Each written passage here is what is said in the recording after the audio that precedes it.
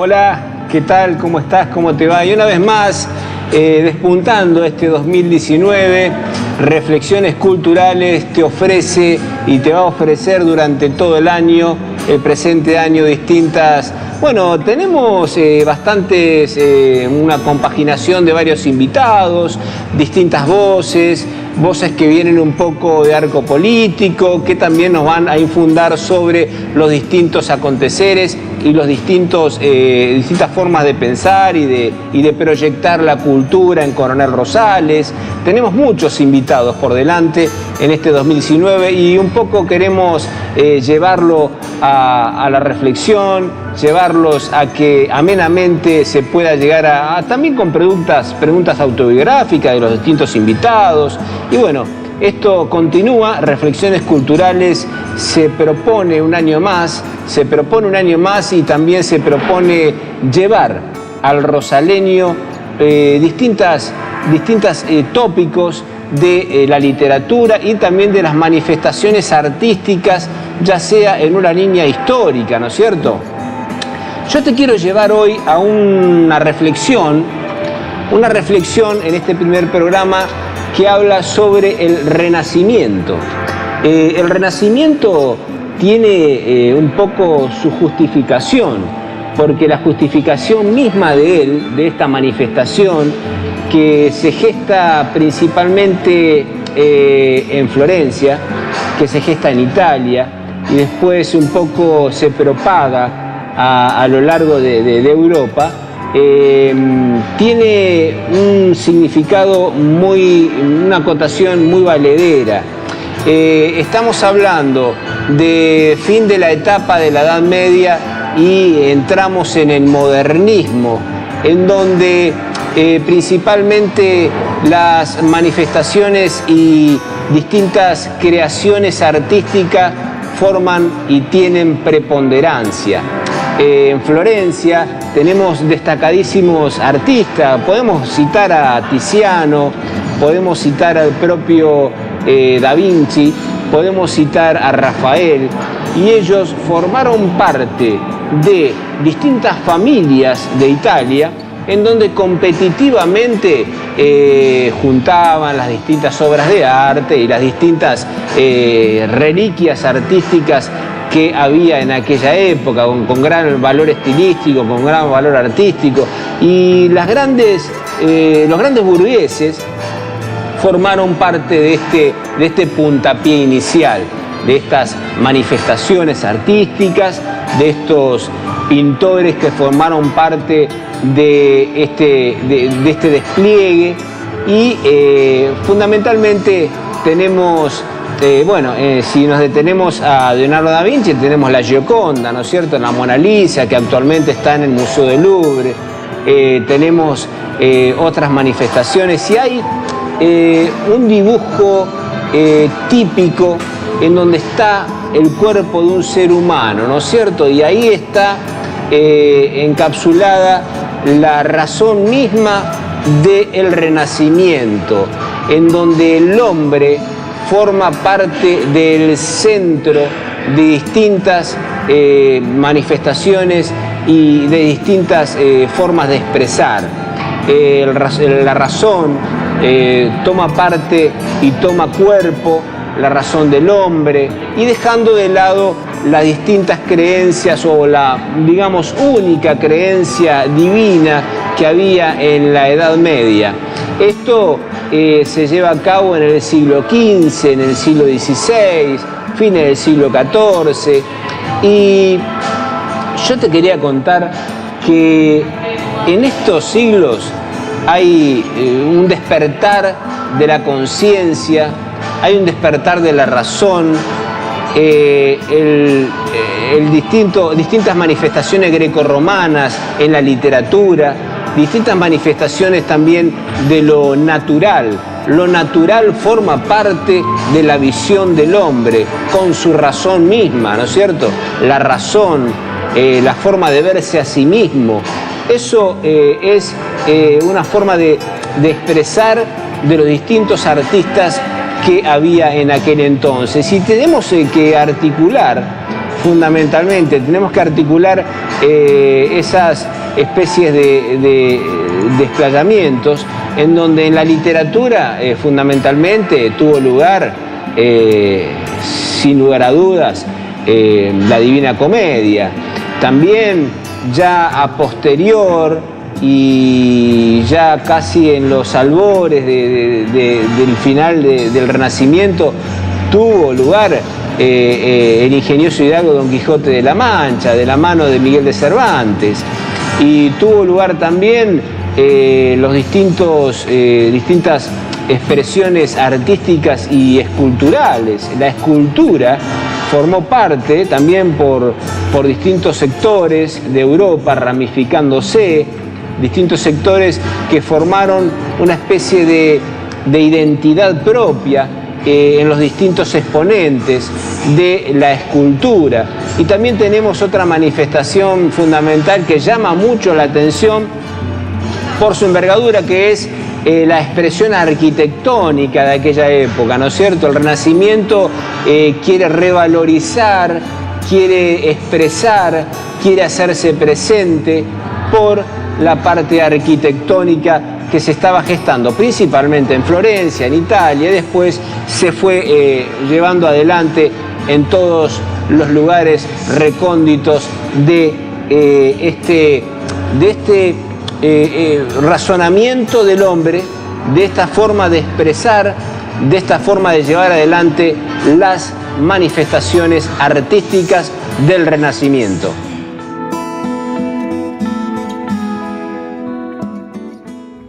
Y digamos, por cierto, que este periodo del Renacimiento marca un poco el antropocentrismo. Te lo explico un poco más detalladamente. El antropocentrismo tiene el epicentro en la razón del hombre. El hombre es la preponderancia de los distintos, digamos, coletazos que hace en este Renacimiento, el antropocentrismo, y dejando de lado el teocentrismo, en donde en la Edad Media el teocentrismo se caracterizó por tener a Dios fundamentalmente como una especie de epicentro, y una especie de la razón misma era Dios. Ahora la razón misma es el razonamiento y la razón del hombre, la razón de ser. Y bueno, esto forma parte ineludible de las distintas corrientes del Renacimiento y las distintas corrientes de los distintos pintores, escultores, arquitectos que forman parte esta especie de movida, esta especie de manifestación que se da, repito, en el siglo XV, en el siglo XVI. Y tenemos también el advenimiento de la escritura, de la imprenta principalmente, ¿no? Tenemos a un personaje llamado Gutenberg, que forma parte de esa invención de la imprenta, forma parte de este lapso de tiempo, de este lapso de caracterización que es dentro del Renacimiento. Gutenberg con la imprenta un poco explaya su fundamento en expresar.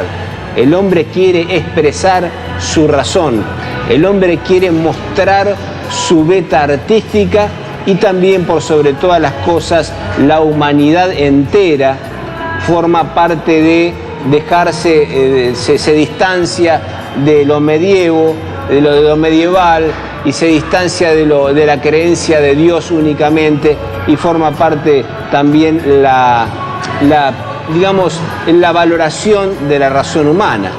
Ahora hay otra personalidad que forma parte en este periodo, que es Copérnico. Yo pienso que él analiza el espacio, se empieza a analizar, se empieza a formar la intención de buscar otros territorios. El descubrimiento de América mediante la mano de Colón toma fundamental cuerpo en este Renacimiento. El hombre quiere salir, el hombre quiere ver, el hombre quiere buscar la razón de sí mismo.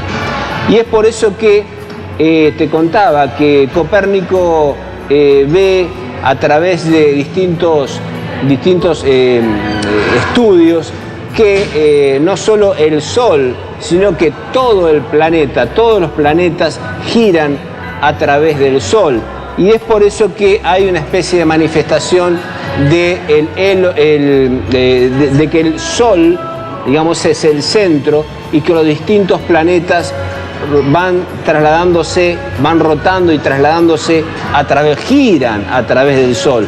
Eso fue muy cuestionado por distintos pensadores, ya sea eclesiásticos, pero bueno, forman parte de esta manifestación, de esta puesta en marcha en el siglo XIV, XV, principio del XVI, en donde el hombre forma y tiene su protagonismo en lo literario, en lo arquitectónico, en lo escultural, en la pintura, por supuesto.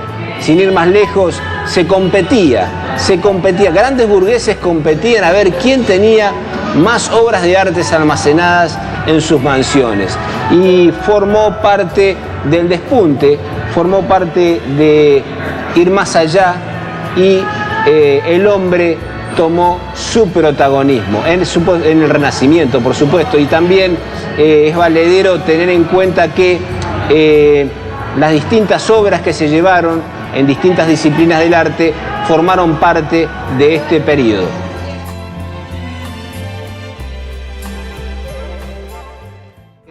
Y bueno, te quiero adelantar también que en el presente año 2019 vamos a tener varios invitados intercalados con espacios un poco referenciados por mí, que forman parte y toman un poco cuerpo las distintas manifestaciones por parte de ellos, de cómo ven y cómo pueden llegar a colaborar en su opinión sobre la cultura puntaltense.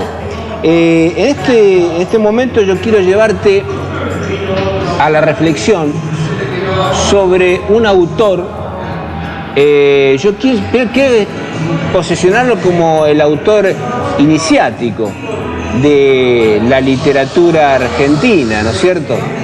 Un autor que toma la posta de perturbar por medio de sus escritos a un régimen, al régimen rosista.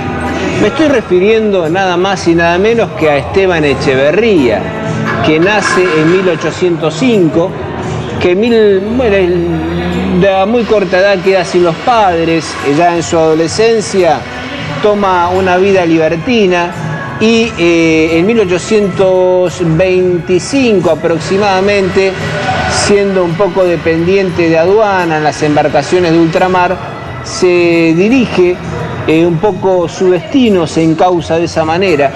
Esteban Echeverría se dirige a Francia, específicamente se instala en París, ahí está 5 años, y absorbe y un poco analiza, estudia, se forma en el Renacimiento europeo, en el Romanticismo europeo, en el Romanticismo de aquel entonces.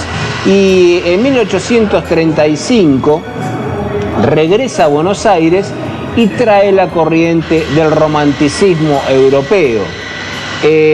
Forma un grupo de intelectuales, ahí estamos hablando del año 1835, un grupo de intelectuales que se forman, se empiezan a reunir, primeramente en la librería de Marcos Sastres. Está María Gutiérrez, está Juan Bautista Alberdi, está el propio Sarmiento, está Esteban Echeverría, y todos ellos enarbolaban una idea de lo unitario, ¿no es cierto? Una idea del unitario, y en contraposición al régimen de Rosas, y fueron perseguidos, y bueno, en última instancia ya en 1838-39 fueron exiliados, principalmente al país uruguayo. Yo quería decirte que en 1837 esta generación de intelectuales forman parte, en primer momento, en Salón de Marcos Sastre, y después en una librería muy de renombre, ¿no es cierto? Primeramente también en la casa de Miguel Cané, padre. Y bueno, esta generación del Salón Literario del 37 se dedican a leer revistas que vienen de Francia, se dedican a leer a los autores, al último francés de moda, ¿no es cierto? Siempre en la órbita intelectual actualmente se ve, en lo filosófico también, tenemos la idea de ver al último francesito que está de moda como para empezar a analizar y a copiar distintos razonamientos de su pensamiento. Y Esteban Echeverría forma parte de esa generación. Y Esteban Echeverría es el que da comienzo, lo ven muchos críticos, da comienzo a la marcha inicial de la literatura argentina. ¿Y con qué se empieza a gestar la literatura argentina? Se empieza a gestar la literatura argentina con este primer formato de cuento de Esteban Echeverría, que es El Matadero. El Matadero es un relato, un cuento propagandístico en contra al régimen de Rosas, ¿no es cierto?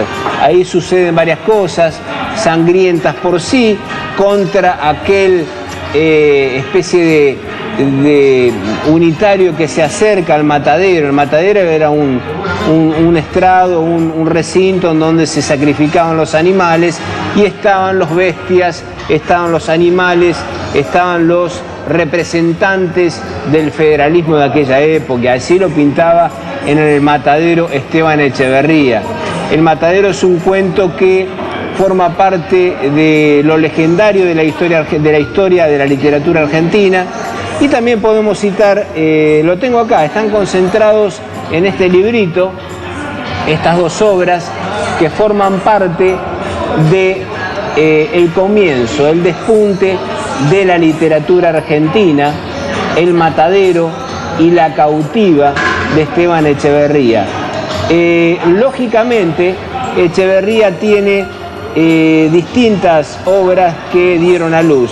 El Matadero, en 1874, su amigo Gutiérrez lo publica en las obras enteras de Echeverría, porque El Matadero estuvo un poco censurado, fue leído privadamente, de forma privada entre aquellos adversarios del federalismo, y bueno, formó parte de una lectura privada, secreta de aquel entonces.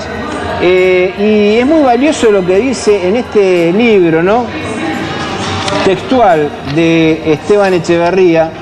Te lo voy a leer. Esteban Echeverría dice: el romanticismo no reconoce forma ninguna absoluta, todas son buenas, con tal que represente viva y característicamente la concepción del artista. Con esto quiere decir y dejar sentado Esteban Echeverría que no solamente el romanticismo se ajusta a una variante, sino que todo artista puede formar parte de este romanticismo que él trae de Europa, y todo artista tiene el derecho de mostrar lo suyo en su obra de arte. Lo cierto es que fue un movimiento, el primer movimiento intelectual de 1837, 1838 se disuelve, en 1838, y toma vigor en lo que es los distintos pensamientos en contraposición al régimen de Rosas. Y algunos amigos de él, compañeros y que formaron parte del Salón Literario de la generación del 37 junto con Esteban Echeverría, también fueron destacados periodistas que formaron parte de aquel marketing, como decirlo ahora, en contraposición al federalismo de Juan Manuel de Rosas.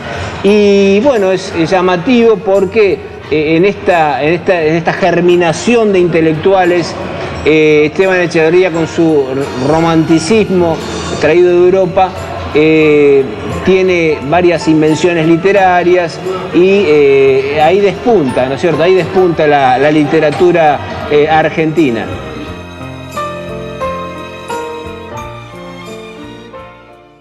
Y si nos detenemos a esta obra tan característica de Esteban Echeverría, El Matadero, que es el primer formato del cuento argentino, del cuento, ¿no es cierto? Forma de cuento, ahí empieza la primera, digamos, matriz de cuento argentino está en El Matadero. El argumento es muy sencillo, hay un escenario en donde están el famoso, en su libro, en el cuento, ¿no? El famoso Mata 7, que es el que mata a los animales, el que los sacrifica, y viene repentinamente, se acerca a este matadero un señorito inglés, un señorito refinado, perteneciente a la esfera cultural de la élite porteña, con atisbos y personalidad unitaria. Viene montado, dice el cuento, con silla inglesa, con altivo caballo, y bueno, los personajes que están en el matadero, que son parte de la Legión de Rosas, le preguntan a este joven unitario por qué no tiene la divisa punzó, por qué no tiene el distintivo que representa a la federación. Y él dice, lisa y llanamente expresa a estos federales que él no lleva ese distintivo porque él es un hombre libre. Entonces, bueno, empieza un poco el atropello por parte de los federales y hay distintas vejaciones por parte de este muchacho unitario, lo sacrifican, corre sangre, y es un poco muestra Esteban Echeverría la brutalidad, la irracionalidad en algunos casos del régimen de Rosas visto por Esteban Echeverría.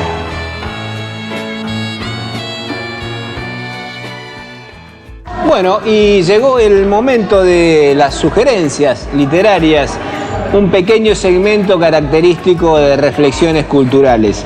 En primer lugar, quiero volver una vez más a Pablo Neruda, en este Canto General. Es un compendio de poesías muy aquilatadas de Pablo Neruda.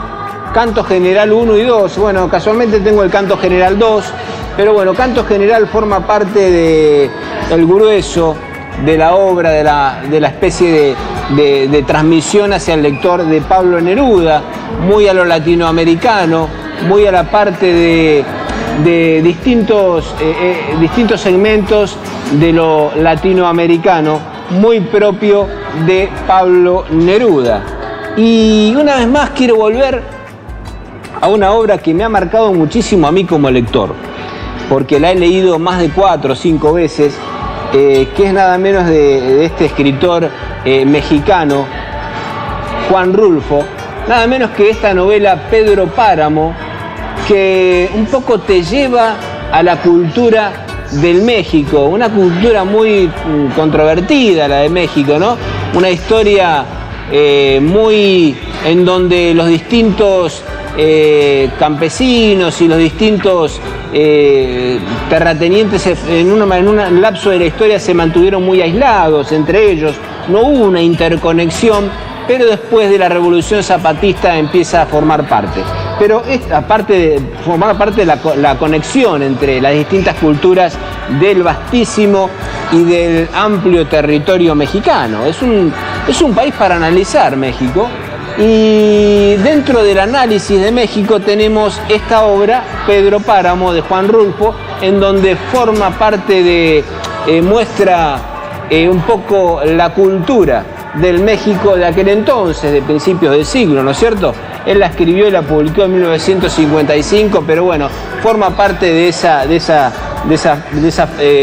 tramo de la historia de México. Y después, nada menos que de un escritor puntaltense, José Gaspar Tóstoro, Rogelio, el dueño del horizonte. Rogelio, el dueño del horizonte, vaya qué título, ¿no? Rogelio, el dueño del horizonte, en donde José Gaspar Tóstoro marca los distintos periplos de las distintas proezas en su caminar de Rogelio González, un alto referente del deporte, de la autoayuda y por sobre todas las cosas una personalidad relevante dentro de nuestra ciudad de Punta Alta. Bueno, no te olvides que Óptica Iopa te ofrece todos sus productos en Bernardo de Irigoyen 220. Ahí está Óptica Iopa para ofrecerte tus productos oftalmológicos y distintos cristales de última generación. Bueno, una vez más, ¿quién te habla aquí en Reflexiones Culturales? Sandro Álvarez. Te dice hasta la próxima y nos estaremos viendo la próxima semana, valga la redundancia. Chau, hasta luego.